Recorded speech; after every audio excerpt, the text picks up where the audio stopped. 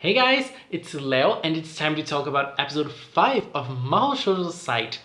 I just want to say that first of all, this was a very intense and interesting episode, one of my favorites so far, and I think that there was like this mixture of tragicness and a sense of fulfillment after watching some of the things. And I felt angry, I felt happy, I felt sad, I felt enraged. Anyways, let's talk about it. First, we started where we jumped off last episode with Sarina finding both Aya and Yatsumura-san, and we were able to learn a little bit more of what Yatsumura-san was doing with the killer of her parents.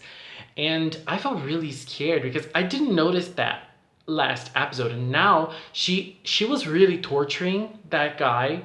And she took all of his teeth, all of his nails. That was really gruesome. And and then when Sarina appeared, it was an interesting scene. Overall, the whole scene was very interesting. It was a very big scene, but it was overall very interesting. First of all, Sarina is a very she is a person who can't control her emotions, and she wants to get ahead in everything she does. And that's very clear because of everything she's done to Aya. She doesn't feel like she did anything at all. And that made me so irritated. That really made me so irritated. And what she wanted to do, like defeating Aya and Yatsumura-san, it made sense for the type of character that she is, but it also made me very enraged. And then when she used her stick for the first time, she sliced the guy in half. And I don't know, but Tsuyuno, she felt like her revenge was stopped. But I mean, girl, I don't know if avenging something is something that you can do to feel like you fulfilled something, but what that man has gone through was hard. It's not the same thing. I mean, you cannot pay a murder. You cannot make the person pay for a murder. That's something that we as humans, I cannot think of something that can equal after someone's murdered someone else. I mean, he made her lose her family. He made her lose her childhood. That's never going to be something that she was going to be able to pay. And, I don't know. I don't see that. And I felt like she's done enough for her mind to feel at ease. So I don't know. I feel like she shouldn't have felt like that when that guy ended up being sliced in half. But interesting thing was that Aya was able to pick her and to escape with her from some of Sarina's attacks. And then Aya started using her own powers trying to affect Sarina, but Sarina is very fast and I wasn't able to hit her. But I screamed when Sarina she threw her yo-yo, and Aya used her power to like make the yo-yo disappear and appear going against Sarina. I was like, girl, you are doing it right. You're using your powers. I mean, I loved that. I loved that so much, and I loved seeing Aya actually using her powers and trying to win a fight against Sarina. I mean, standing up for yourself against a person who bullied you is really hard. And we're not talking about when in a situation in which Aya has powers and Sarina doesn't. Because now they're both equal when it comes to sticks. I mean, they both have sticks and they both can fight for themselves. And then we had a whole situation of Aya protecting Yatsumura-san against Sarina, and Sarina using her powers in such a wild way that it ended up destroying the building they were in. But I feel like that scene in which Aya was inside the box and Sarina was outside and they started talking, and Aya was able to open herself up and telling Sarina everything Sarina did to her and how she felt about that. That was so good to see. I felt so good seeing that, because Aya's really grown. It's episode 5, but she's really grown and she's really able to talk for herself and to express herself. she's not the best person in doing that, and she was really affected after everything Serena told her. But I feel like she is someone who's now learned that she can stand up for herself, that she can show her feelings towards the world and towards everything, towards this cruel world and she lives in and that she's part of and that she suffers a lot because of the cruelty.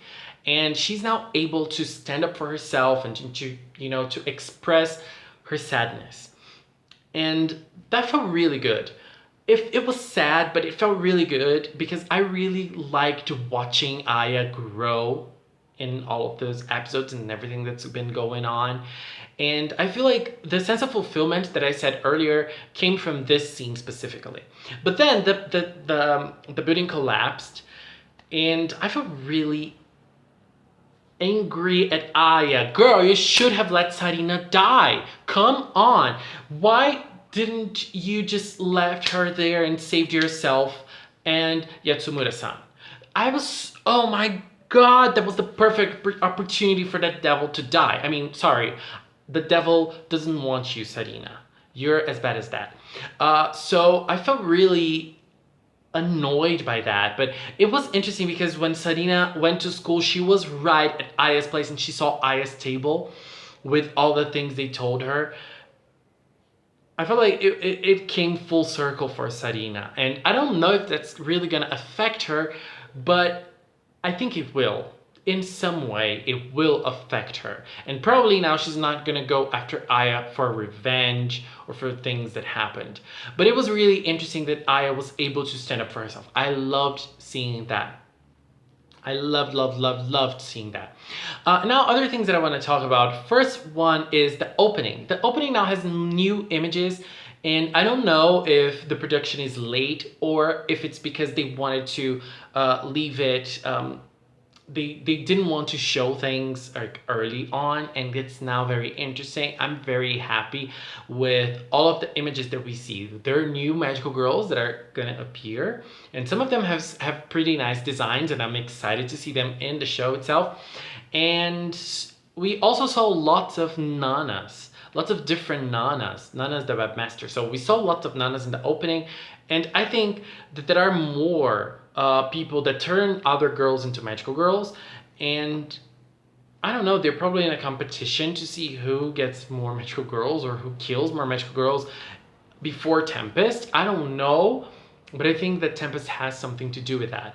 And all of those girls, all of those webmasters, it might mean that there are so many magical girls. That makes me excited and afraid at the same time.